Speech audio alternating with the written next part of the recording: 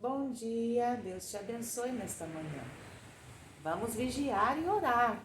Vivemos dias maus e até que Jesus volte para nos levar para a morada eterna, precisamos orar sem cessar. Esse mundo de pecado, onde o homem pecou e o pecado entrou na humanidade, é um mundo de combate, de guerra, de aflições. E só com o Senhor nós podemos vencer. Vamos cantar esse cântico. Vigiar e orar.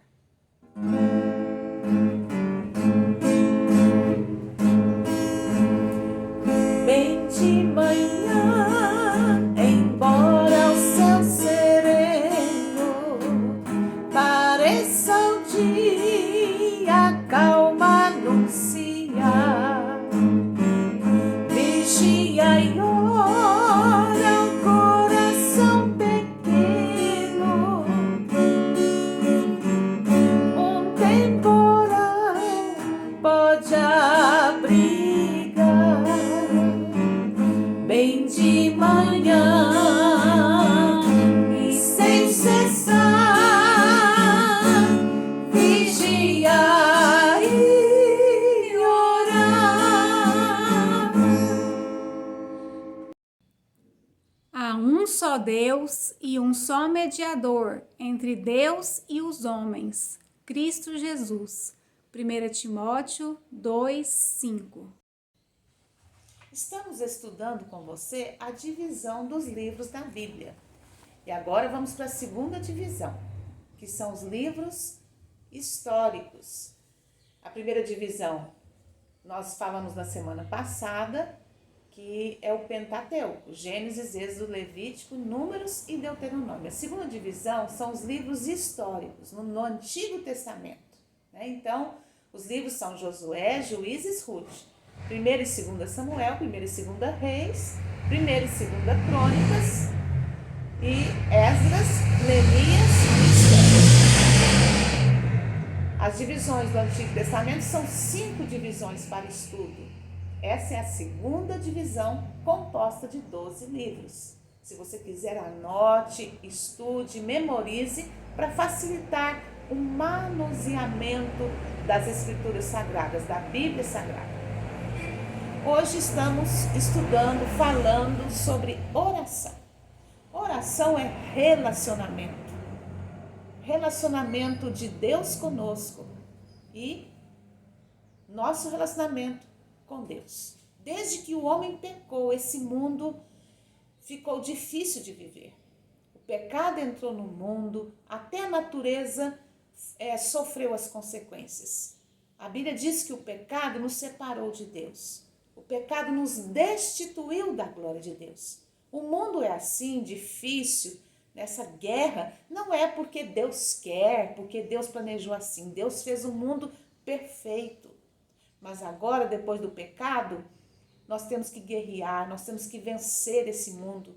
A palavra de Deus diz porque o homem ouviu o diabo, o homem ouviu esse anjo desviado, que queria ser Deus, que quer ser Deus. O mundo foi dado a Satanás, o mundo jaz no maligno.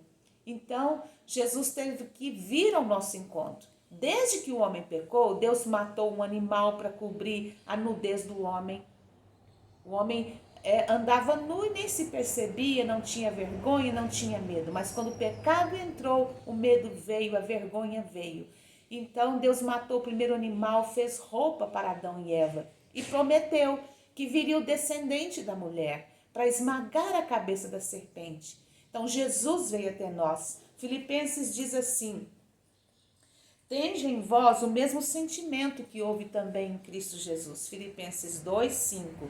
Agora o versículo 6. Pois ele, subsistindo em forma de Deus, não julgou com a usurpação o ser igual a Deus. Antes, a si mesmo se esvaziou, assumindo a forma de servo, tornando-se em semelhança de homens e reconhecido em figura humana. A si mesmo se humilhou, tornando-se obediente até a morte e morte de cruz. Para nos reconciliar com Deus, o Filho de Deus Jesus, que desde a eternidade existe, que não foi criado, mas que sempre existiu, que é um com o Pai, o grande eu sou que se revelou a Moisés no Antigo Testamento, chamando aquele povo, separando aquele povo de Israel para ser o povo de Deus, através de quem ele faria uma história, através de quem ele traria o Redentor. Ele se revelou a Moisés, tirou o povo de Israel da escravidão do Egito, e dele veio Jesus, do povo de Israel. Ele escolheu uma mulher piedosa, Maria, para que concebesse o Filho de Deus. Mas ele sempre existiu. Ele é o princípio e o fim, aquele que era, que é e que há de vir. Jesus não passou a existir o dia que nasceu como um homem. Foi gerado como um homem pelo Espírito Santo. A palavra foi dada a Maria, e a palavra viva, que é o próprio Senhor Jesus, o Logos, o Verbo, se fez carne. Então Jesus, sendo Deus, olha que coisa grandiosa, sendo Deus o Criador junto com o Pai e o Espírito Santo, lá em Gênesis conta essa história, ele se fez homem. Para eu entender, eu sempre penso, é como se eu me fizesse uma formiguinha para ir ao mundo das formigas e entender o mundo delas. Deus que nos criou se fez homem, se humilhou. O Filho de Deus veio a esse mundo. Não há outro Deus como esse. O diabo quer se fazer Deus. O homem tem endeusado, tem feito deuses, tem reconhecido os seres humanos como Deus, mas só existe um Deus, Criador dos céus e da terra, que vem até nós, subsistiu em forma de homem. Esse Deus nos procura, esse Deus veio até a nós, se humilhou, se fez homem, se encarnou. Que Deus maravilhoso, que busca o pecador, não aceita o pecado, quer nos libertar do pecado, nos liberta em Jesus. Mas ele vem ao nosso encontro, não nos abandona, não nos abandonou. Então Jesus, ele se humilhou. Que caráter lindo do Senhor Jesus. Ele não teve ciúme porque o Pai vem ao nosso encontro, porque o Pai decide enviar o seu Filho. O Filho tem que se humilhar, sofrer e morrer na cruz. Mas o Filho se submete. Ele é manso e humilde, o caráter de Jesus é maravilhoso. Ele não cobra do Pai, não se revolta como o Pai, como fez o anjo de luz chamado Lucífer. Ele se humilha, vem até nós, manifesta a glória do Pai. Esse é o nosso Deus, esse Deus maravilhoso que é amor. E se o Pai nos deu Jesus, quanto mais não nos dará todas as coisas. Então é relacionamento com Deus. Oração é relacionamento com Deus. Jesus é o nosso mediador. João 14,6, esse texto tão conhecido, diz assim, Jesus disse, eu sou o caminho, a verdade e a vida. Ninguém vem ao Pai senão por mim. O homem, por muitas vezes, por muitos séculos, por milênios, através de muitas religiões, de muitas ideias erradas, o homem chegou a se mutilar para ir a Deus. O homem procura ir a Deus de várias maneiras, através de penitências, através de outros mediadores. O homem roga, faz do homem um Deus, acende uma vela, pede para que fulano, rogai por nós, ciclano, rogai por nós. Mas a palavra de Deus diz, ninguém, e quando diz ninguém, querido, é nenhum ser humano, seja ele de que classe for, de que cultura for, de que religião for, ninguém vem ao Pai senão por mim. Jesus é o Deus que veio até nós, para se fazer o nosso mediador. 1 Timóteo nos diz o seguinte, 1 Timóteo capítulo 2, antes de tudo, pois, exorto que se use a prática de súplicas, orações, intercessões, ações de graças, em favor de todos os homens, em favor dos reis, nós, presidente, em favor dos presidentes, reis e de todos os que se acham investidos de autoridade, para que vivamos vida tranquila e mansa, com toda piedade e respeito. Isso é bom e aceitável diante de Deus, nosso Salvador, o qual deseja que todos os homens sejam salvos e cheguem ao pleno conhecimento da verdade. Porquanto há um só Deus e um só mediador entre Deus e os homens, Cristo Jesus, homem, o qual se deu em resgate por todos, testemunho que se deve prestar em tempos oportunos. Ninguém vem ao Pai senão por mim. Há um só mediador. O único que intercede junto ao Pai por nós é Jesus. A palavra de Deus nos diz que Jesus, em João 14:13, ele diz: tudo que pedirdes ao Pai, em meu nome, eu farei. Mas a palavra em nome de Jesus não é uma mágica, é pedir conforme a vontade do Senhor. Tiago nos diz que nós pedimos muitas coisas, mas não recebemos, porque pedimos mal, para esbanjar em nossos prazeres. Primeiro, nós precisamos ter fé quando vamos pedir a Deus. Ter humildade. Deus pode dizer sim, não, espere, e nós temos que aceitar. Se Deus nos deu o seu Filho, Ele sabe o que é melhor para nós. A nossa carne, a nossa natureza carnal, pecaminosa, ela nunca está satisfeita. E Deus, como Pai, que nos dá o seu Filho, Ele nos disciplina, Ele nos poda, Ele nos molda, Ele sabe o que é melhor, nós precisamos confiar nele. Deus não precisa provar que nos ama. Quando vamos orar, precisamos ter fé de que Deus é bom, que Ele sabe o que é melhor para nós, que devemos esperar e não querer cada vez mais. Às vezes nós queremos mais para ficar ricos, para mostrar para as pessoas a nossa glória. Mas o que nós temos que procurar, como Jesus, é a glória de Deus. Tudo que Ele nos der, não é porque merecemos. Ele nos dá porque nos ama. Ele nos dá porque Ele sabe o que é melhor para nós. Oração é, acima de tudo, relacionamento com Deus. É dele que nós mais precisamos. Do amor dele para nos preencher.